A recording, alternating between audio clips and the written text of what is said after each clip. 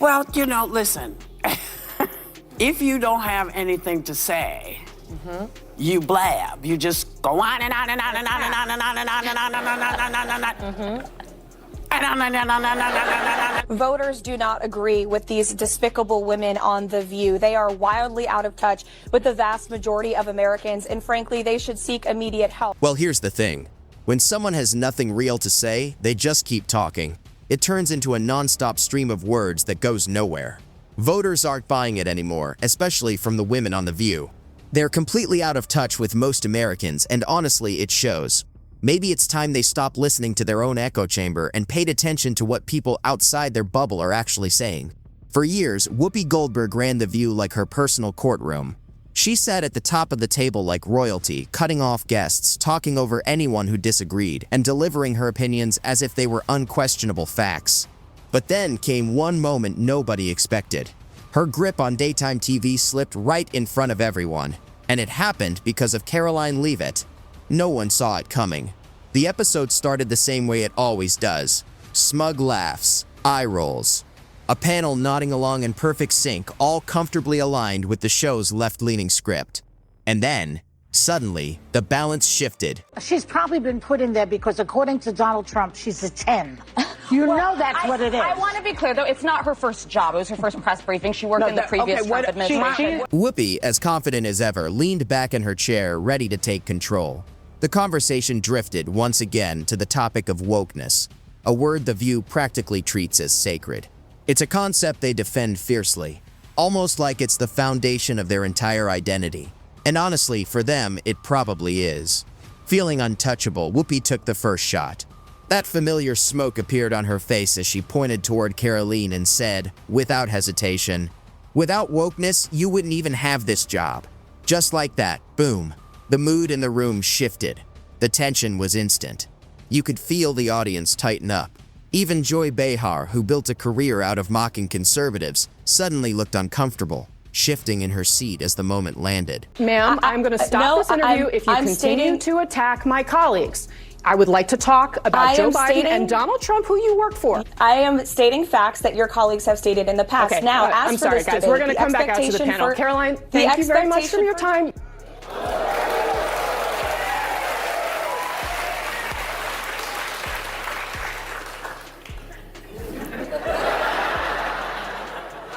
That was so good. What Whoopi says next is exactly what you'd expect. Predictable and, honestly, a little irritating. After all these years as a host, you'd think she'd bring something fresh to the table. But no, not this time. So here we are again, waiting to see what she rolls out next. Let's see what she's got for us now. In a statement afterwards, this young lady claimed her, quote, on-air snub proves that you-know-who will not be treated fairly in the upcoming debate. Now, do you think this is going to make people doubt whether CNN can stay objective, or is this more the same of, everybody's against me, it's all rigged, I tell you. Is everything rigged? No, it's their MO. That's what they do. Rachel Maddow said last week, she's like, if the election is lost, it was rigged. If there's a debate, then the moderators are probably biased and they're prejudiced against me. The atmosphere was thick with tension. Everyone could feel something big was coming, and let's just say Whoopi wasn't ready for the response she was about to hear. This wasn't a light disagreement or playful back and forth. This was Whoopi Goldberg taking a direct shot at Karoline's entire career, her intelligence, her work ethic, brushing off everything she had earned as nothing more than a side effect of the very ideology Karoline openly opposed. It was condescending. It was dismissive. And it was clearly meant to belittle her. Still, the audience clapped like they were on autopilot. A few even laughed. But beneath that noise was a noticeable unease, a quiet tension that suggested people knew a line had been crossed, even if they weren't ready to admit it out loud. Karoline, though, didn't flinch. She didn't stumble. She didn't rush to defend herself or scramble for a clever comeback. Instead, she did something far more powerful. She smiled. Slow, calm, knowing. A smile that said, "You just made a big mistake." It wasn't arrogant or over the top. It was the look of someone who knew they had the facts, the receipts, and the composure to completely flip the moment. And with a calm that was almost unsettling, she did exactly that. What followed was something the audience had never seen before. And by the way, if you're enjoying this showdown, make sure to like and subscribe because we're about to go even deeper into this unforgettable moment. Karoline started with hard facts. Cold, undeniable numbers that couldn't be waved away with sarcasm or brushed off with a joke. She pointed to government spending reports, showing how taxpayer money was being poured into absurdly woke programs, gender studies projects overseas, Sesame Street adaptations in Guatemala meant to export American social activism, and a long list of initiatives that raised more questions than answers. With sharp precision, she connected the dots. She showed how wokeness had shifted from a social movement into a political weapon, one used to silence, control, and punish anyone who dared to push back. And suddenly, Whoopi wasn't laughing anymore. Most divisive and disgusting speech that any president, certainly in my lifetime, has ever given. He essentially waged war on half of the country by saying that we are all a threat to democracy because we believe in putting America first. It's not radical to want to put your country and your own people first. It's not radical to want to have a strong border, a strong military, and to unleash the might of your own economy, not economies around the world. She's incredibly articulate, isn't she? Honestly, it's hard to believe the hosts on The View chose to mock her instead of supporting another woman. That choice alone says a lot about their real agenda. Now, let's see how this unfolds, because it feels like Karoline is just getting started, and whatever she says next is going to be very hard for them to ignore. You know, we have seen cultural Marxism trickling its way through every institution in this country. The public school system, the higher education university system, Hollywood, big tech, the corrupt mainstream media that I fought against in President Trump's White House are indoctrinating my generation of Americans into hating our country, hating one another based on race and gender and all of this other BS, quite frankly. The woman who built her career on dominating conversations, shutting down conservative voices, and bulldozing through uncomfortable moments was suddenly on the defensive. Whoopi shifted in her seat. The usual smoke was gone. Her hands moved restlessly, like she was searching for something to grab onto. She was used to guests stumbling over their words, struggling to keep up with her rapid-fire comebacks. But this time, the roles were reversed. No matter how badly she wanted to fire back and pull the conversation back in her favor, she couldn't. Karoline wasn't giving her the opening. In that moment, for the first time in a long while, it was obvious to everyone watching. Whoopi Goldberg had backed herself into a corner, and there was no easy way out. She opened her mouth, then closed it. Opened it again. Still nothing. The words just wouldn't come. The audience, usually quick to cheer her on, sat frozen in an uncomfortable silence. Even the most loyal fans of The View didn't know how to react. The energy in the room had shifted, and for once, no one knew whether to laugh, clap, or just wait for Whoopi to say something, anything to regain control. Even the camera crew seemed unsure.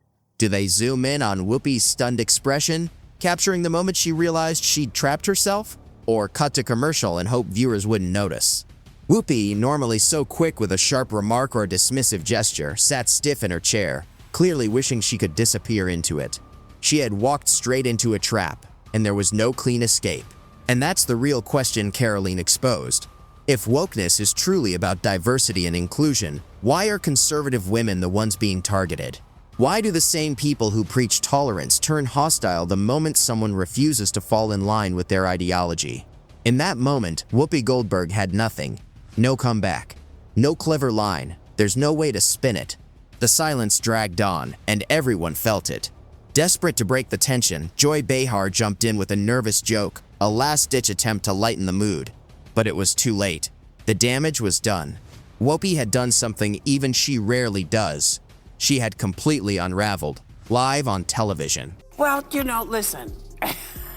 If you don't have anything to say, you blab. You just go on and on and on and on and on and on and on and on and on and on and on. Right. That's what you hear. Yeah. When they don't have anything to hold you with, nothing to make you think about what they have to say. It's honestly hard to watch. Her arguments come off as childish and dismissive, especially when she's faced with facts she can't easily push back against.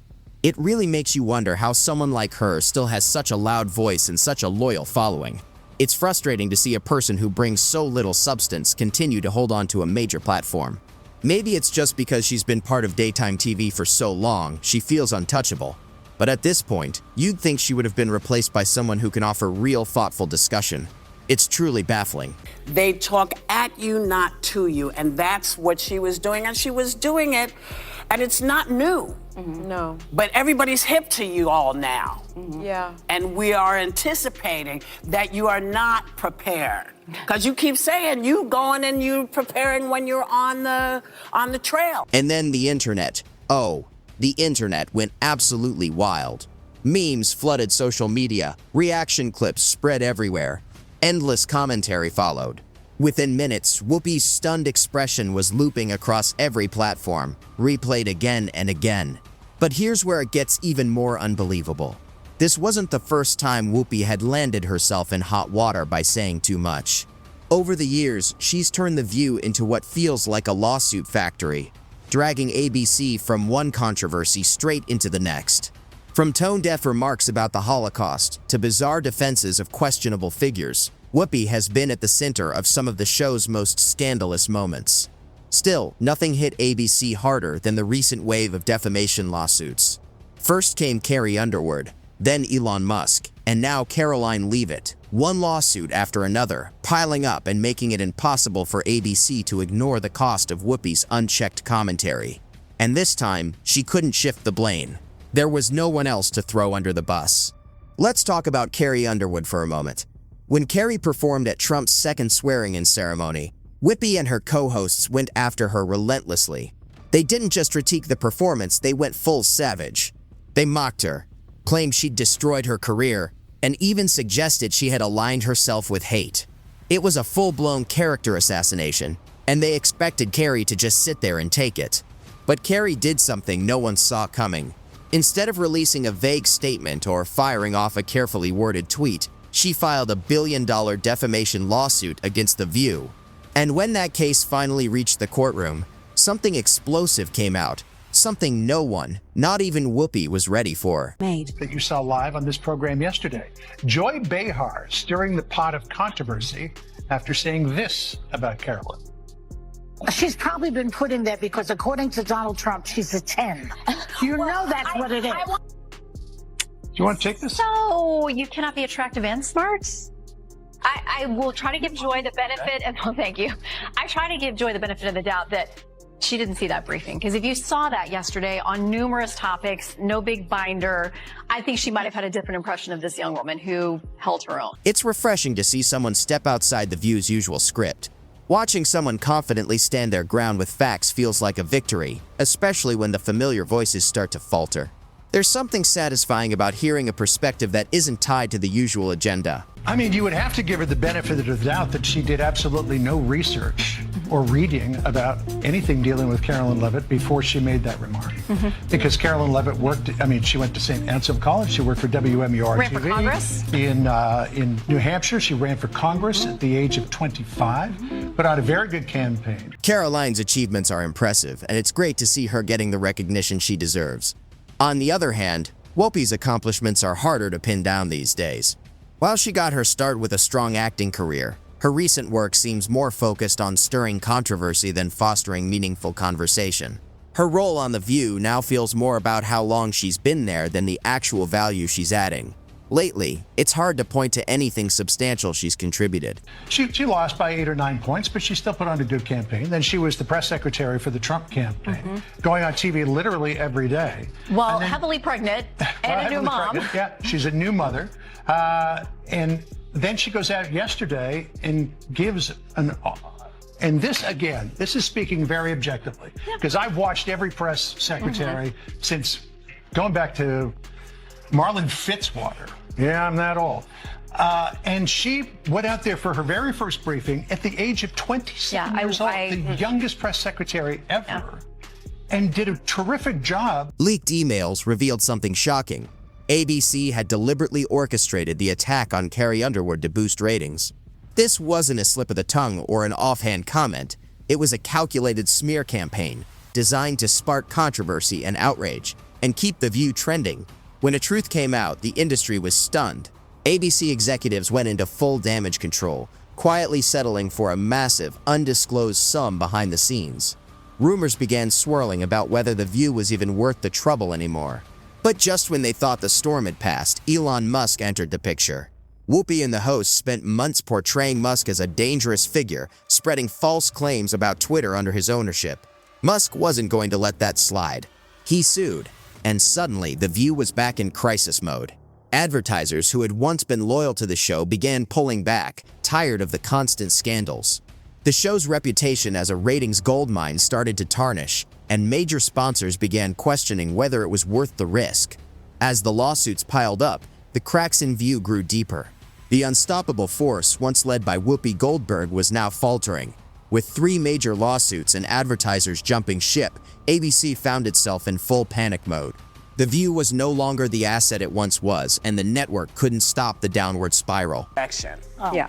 I would like this young lady this is her first job, I would like her to do a little homework. Because she said something yesterday that really pissed me off. And that was, she said, there will be no wokeness here. Oh, yeah. Let me explain something to you.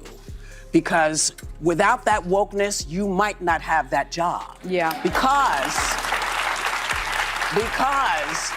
women were not invited to that table.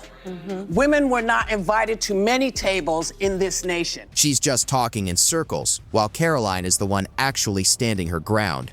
She's the real hero here, pushing back against all of it. The reason we fought and busted our behinds to make sure that you didn't have to worry about this. And now to hear you talk about it and to hear anybody talk about the wokeness was put in place for a reason. Because black people couldn't get into colleges. Because women could not get into the colleges they wanted to go to. This is all women. Yeah. See, this is not black, Asian, this is all women. Women were not invited to this party. It was a man's world, and we busted our... Whoopi Goldberg's run on The View came to a sudden and unexpected end. After years of dominating the show and shutting down opposing voices, the final blow came with her showdown against Karoline Leavitt, a moment that exposed her vulnerabilities on live television. ABC tried to frame it as a break for Whoopi, but it was clear she had been let go.